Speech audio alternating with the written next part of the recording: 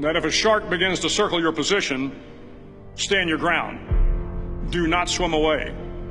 Do not act afraid.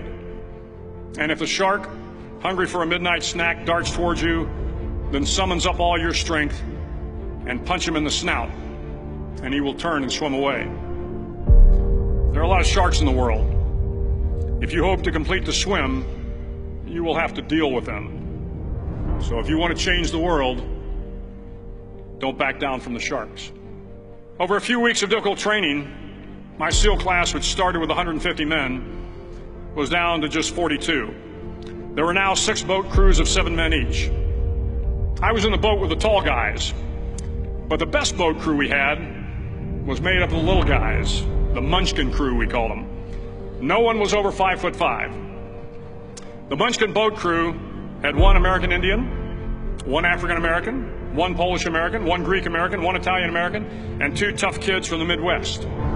They out-paddled, outran, and outswam all the other boat crews. The big men in the other boat crews would always make good-natured fun of the tiny little flippers the Munchkins put on their tiny little feet prior to every swim. But somehow these little guys from every corner of the nation and the world always had the last laugh, swimming faster than everyone and reaching the shore long before the rest of us. SEAL training was a great equalizer. Nothing mattered but your will to succeed, not your color, not your ethnic background, not your education, not your social status. If you want to change the world, measure a person by the size of their heart, not by the size of their flippers. The 9th week of training is referred to as Hell Week. It is 6 days of no sleep, constant physical and mental harassment, and 1 special day at the Mud Flats. The Mud Flats are an area between San Diego and Tijuana where the water runs off and creates the Tijuana Sloughs, a swampy patch of terrain where the mud will engulf you. It is on Wednesday of Hell Week that you paddle down to the Mud Flats and spend the next 15 hours trying to survive the freezing cold, the howling wind, and the incessant pressure to quit from the instructors. As the sun began to set that Wednesday evening, my training class, having committed some egregious infraction of the rules, was ordered into the mud. The mud consumed each man till there was nothing visible but our heads. The instructors told us we could leave the mud if only 5 men would quit. Only 5 men, just 5 men, and we could get out of the oppressive cold. Looking around the mud flat, it was apparent that some students were about to give up. It was still over 8 hours till the sun came up. 8 more hours of bone-chilling cold. The chattering teeth and the shivering moans of the trainees were so loud, it was hard to hear anything. And then one voice began to echo through the night. One voice raised in song.